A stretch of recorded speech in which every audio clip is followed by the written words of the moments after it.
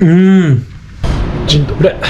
今日はね、僕の友達が新しいうどん屋さんをクラクフに開くということで、彼はね、キンキラーメンと表参道を、開いてですね、とてもクラクフで人気のある日本食レストランなんですけど、今回ね、彼がね、新しくまたうどん屋さんをね、クラクフで開くということで、日本人である僕がね、潜入調査今日はしていきたいと思います。ここがね、うどんさんですね。ちょっと中に入っていきます。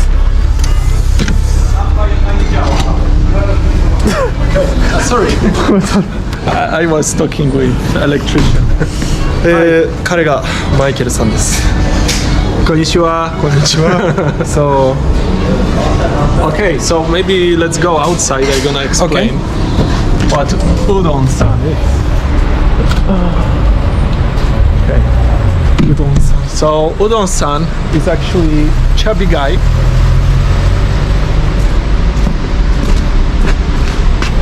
It's former Yakuza boss, and the story behind him is that one day he tried udon so good that he felt love in his heart, and he decided to cut his ties with criminal activity, and instead he decided to open udon shop and treat people with love through udon.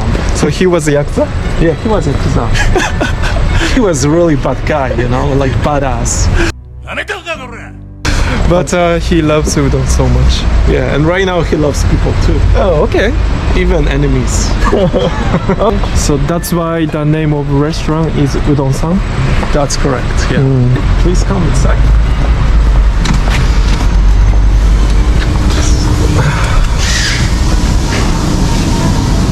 Wow.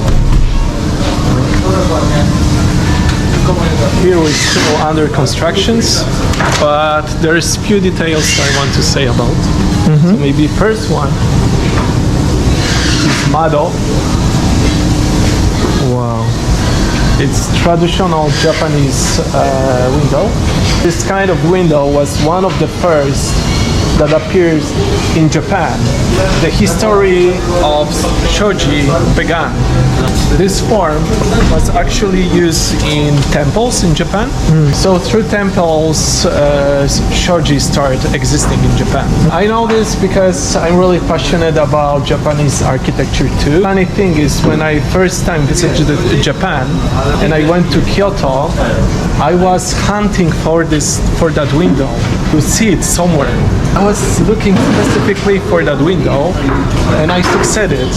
I found this window in some like private house, I think, like really old house, but since then I know I want to have it in my next restaurant. Piękny, bardzo piękny. So this is original washi. Yeah, this washi gives vibes. Another detail I want to say about, they are also made with washi paper. That design is actually very unique. Author is over there. Lampy w witrynie, które ładnie świecą, pasują do ogólnego wystroju, zostały wymyślone stojąc w korku, krakowskich korkach. Produktywny czas do wykorzystania. A lampy na salę potrzeba chwili. Trzeba było wymyślić. Jeszcze raz przyjdzie i też pokaże. Tak, trzeba było wymyślić, już są tutaj, tylko jeszcze nie powieszone. A skąd te kółko w tym wzorze w środku? No to kółko jest typowo japońskie. Jak się oglądało dawne filmy wojenne o Japonii, to Japończycy mieli opaski z kółkami. Tak się nie mówi. I stąd pomysł na kółko. Pięknie to. Every equipment we use, I try my best to find Japanese companies.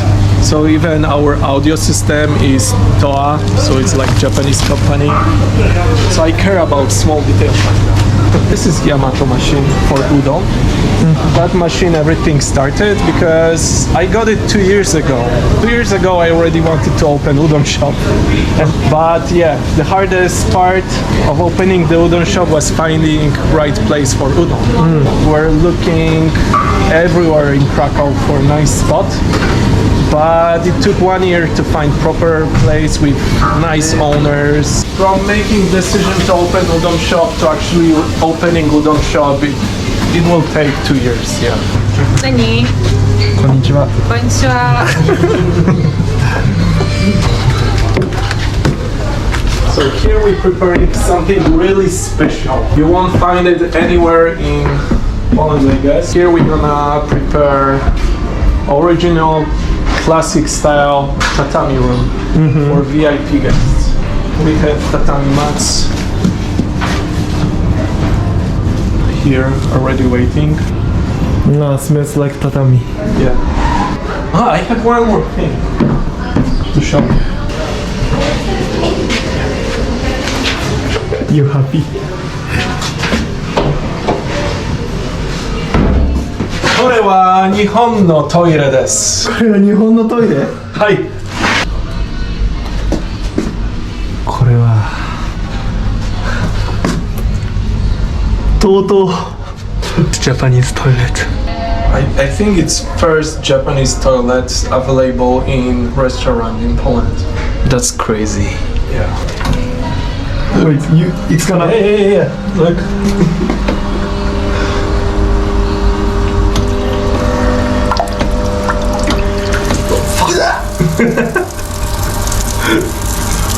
It's warm. It's so nice. The lid is with heating option. So even when you sit during the winter time, it's so nice just to sit.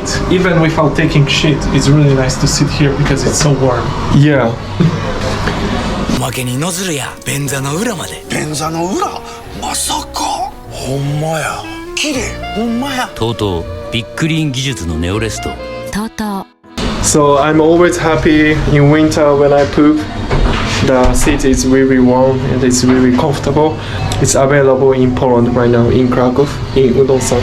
So I decided to open Udon 2 years ago because it's a very familiar cuisine to ramen. Very good for Polish customers. I believe Polish customers gonna love udon because it makes you so like full and satisfied once you have a bowl of udon. So while we are talking, I can taste. So this is carbonara udon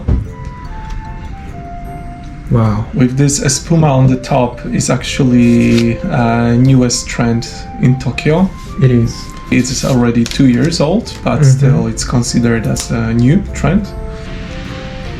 Actually, this is my first time to try carbonara udon. I was always curious because I've seen this carbonara udon on social media so many times.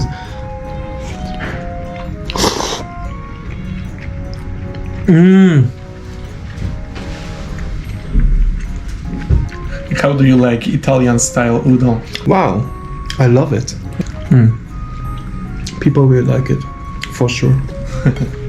Oh my gosh, it's so good. Actually, the first time I had this udon, it was totally by accident. I was hanging around Machida city in Tokyo, late evening after having whiskey in some jazz bar. I was actually about to come back to my hotel room, but then I noticed like some strange picture of the bowl, as it turned out later, udon shop. And I was quite serious, like why whipped cream in bowl? Then I noticed like, oh, it's actually udon shop. So I just entered it being really curious and I ordered the dish and I was like, oh my god, wow. Actually, udon is my favorite Japanese food, more than ramen, to be honest. Japan is full of like different really tasty dishes that are not well known among Polish customers yet. Of course, ramen, sushi, everyone knows, but Yeah. So Yeah, actually every time I go to Japan I have this dilemma because there's so many things to try. yeah. Like I always say to myself that, oh, don't try everything because it's impossible to try everything. So I always choose like maximum three category of food I try each time I visit Japan. So there's so many things I haven't tried. Like even when I visited Japan for the first try and when I came back, like regular people were asking me like, oh, how was the sushi there? And I was like, oh, I don't know, because I didn't try sushi. And they were like, how? Like, you went to Japan and you didn't try sushi? I was like, of course not, because there's so many things that I would turn out crazy if I try to try everything. When it comes to udon place, actually there's few milestones, really important things that happen on my way, stands behind the whole idea. One really important thing is actually that my chef at Kinki, with his wife, they already have really good experience with udon. They were working for Uki in Warsaw. So I felt like, oh, like I have actually people in my company who already understand that. But then I still didn't know like how I want to make this udon, like what kind of dishes and so on. So of course I again get into the plane, I went to Japan, I start doing my research about udon. Meantime, I visited Japan twice because of the udon. And one really not obvious influence I have is Yoron Island. It's small island, 30 kilometers on the north from the Okinawa. To get there, I had to go to South Korea. Then I had to take another plane, and the timing was really tight because my first plane was delayed. Then I only had 30 minutes to get into small plane and get to Yoronto. But some really nice Japanese guard, like I showed him like my tickets, and he was so worried that he asked me to skip the line, and he didn't even like check my documents, like only passport. But I got to Yoronto, and I've been already there twice, and there's a lot of things I want to say about Yoronto through this project here. One of the things I feel like people from this region, like Kagoshima, Okinawa, like they really like warm and open to another people. And each time I visit some restaurants, izakayas, bars, they always very welcoming. Like he was cooking, and then he said like, okay, right now I'm gonna sing for you. You know, like I was struck with this openness and this warmth of those people. And I want to convey this kind of vibe here at Udon-san. That's the reason I decided to keep all the kitchen open, so people can have contact with people who prepare the food. And the interior design also, I want to keep it like a lot of wood, warm, and a little bit like rustic but still modern, you know, like a mix, little bit nostalgia as well. So it's quite different from Kinki. Kinki is like Shinjuku style. Shinjuku Shibuya style, A strong zero. it is style. But here I want to say to customers this more like Okinawa vibe. I know that Okinawa is like soba place. Why just don't combine like udon idea with some Yoron vibe. So you're gonna find in our menu beef curry, because west of Japan is beef curry, right? And on Yoron in hotel, they were serving for the breakfast excellent gyu curry with cocktail. So I decided to create my curry. At Kinki we have doskoi curry, but here I made my own recipe based on my experience on the Yoron. I want to tell about this sugar because it's not just regular sugar. It is. It's very important both culturally and economically for those islands. So when it comes to economics, the main income of those communities there are coming from tourists and of course like selling sugar cane and black sugar. It's something they take a big pride of. Even I learned that kids who are growing up in the islands like Yoron and others, the school programs, they have practicing how to make cocktail with traditional methods. So I visited even one village on Yoron, showed to me how they're making cocktail. There's like milling stones and they're just putting these sugar canes inside and they're squeezing out the black juice.